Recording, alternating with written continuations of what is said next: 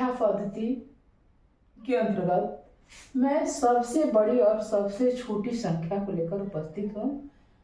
इसमें से जरूर एक प्रश्न पूछा जाता है, स्थानीय मान हो या अंकित मान या इसमें से। तो सबसे पहले हम जान लेते हैं कि एक अंकों की सबसे छोटी और बड़ी संख्या क्या कहलाती है। बहुत लोग सुने हैं, देखे हैं, पर इसे व्यवहार में नहीं उतारे हुए हैं। गणित एकदम हल्का है, इसे हम कठिन समझने लगते हैं, इसलिए कठिन लगता है। यह कठिन नहीं है।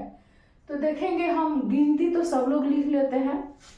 गिनती लिखने क्रम में 1 2 3 4 5 6 सबसे लास्ट में 9 जब लिखते हैं तो ये 9 तक एक अंकों की संख्या कहलाती है। तो एक अंकों की सबसे छोटी संख्या यहाँ दिख रही है जो शुरू में है 1, यानी ये 1 से 9 में सबसे छोटा तो 1 ही है, इसलिए यह एक अंकों की सबसे छोटी संख्या कहलाती भी है।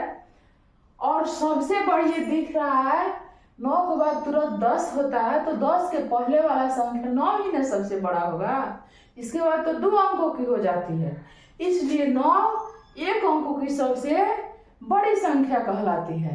तो हम ये जान गए कि एक अंकों की सबसे छोटी संख्या जो पहले आती है 1, ये सबसे छोटी है, और जो बाद में आता है एक अंकों की सबसे बड़ी संख्या वह 9 ही है। 9 के बाद 2 अंक आ जाते हैं 10, यानी 0 और 1 2 अंक है, और ये सबसे पहले आती है 2 अंकों की संख्या, इसलिए 2 अंकों की सबसे छोटी संख्या है। और एक अंकों की सबसे पहले संख्या 1 आती है, इसलिए यह 1 है सबसे छोटी संख्या, और 2 अंकों की ये 10 है। उसी तरह से जब गिनते गिनते हम जाते हैं, लिखते लिखते जाते हैं 9 के बाद 10 से लेकर 99 तक, तो 10 से लेकर 99 तक 2 अंकों की संख्या होती है, और 2 अंकों की संख्याओं में 10 सबसे छोटी होती है। आप लोग गिनती लिख के उसको देखिएगा एक बार तो पता चल जाएगा। और जब लास्ट में जाते हैं 99 गिनते हैं, तो यह सबसे लास्ट में 99, यानी यह बड़ी संख्या होती है। तो 2 अंकों की सबसे संख्या बड़ी 99, और फिर 99 के तुरंत क्या, इसके जस्ट बाद 99 100 आता है, तो यह 3 अंकों की सबसे छोटी संख्या हो जाएगी। इसी के बाद 101 102 से लेकर 999 तक गिनते हैं, तो 999 यह हो गई सबसे बड़ी संख्या, और 3 अंकों की सबसे छोटी संख्या 100, और 3 अंकों की सबसे बड़ी संख्या 999। उसी तरह से 4 अंकों की सबसे छोटी संख्या 999 में 1 जैसे जोड़ते हैं, यानी 1 और आगे गिनते हैं, तो ये हमारा 1000 आ जाता है। उसी तरह से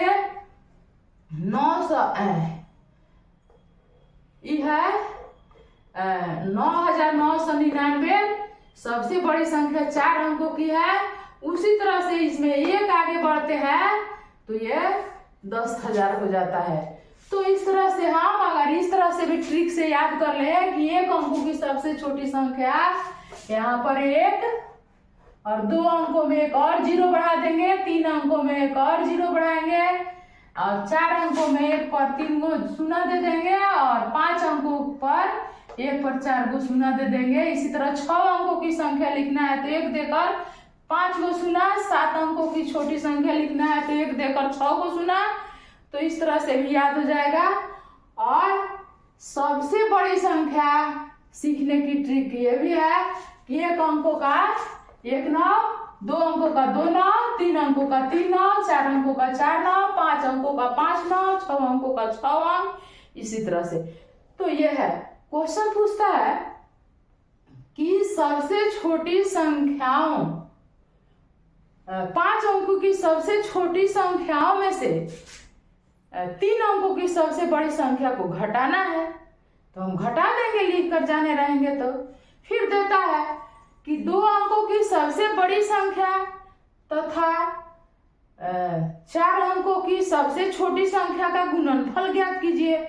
तो हम संख्या जाने रहेंगे, तो 2 अंकों की संख्या है 99 और 3 अंकों की संख्या है, मान लीजिए कि 100 और 99 का गुणनफल पूछ रहा है, तो इतना जब जान जाएंगे तो गुना बनाना आता है, हमें गुना बना लेंगे और उसका जो आंसर आएगा हम बताएंगे। उसी तरह से अगर कहता है इसका अंतरफल निकालिए, तो अंतरफल का मतलब घटाना, तो इसको घटा देंगे तो निकल जाएगा हमारा। फिर कहता है उसका योगफल ज्ञात कीजिए, तो योगफल जब कहेगा, जब जितने अंकों का ये पूछता है उतने अंकों का हम संख्या लिख देंगे।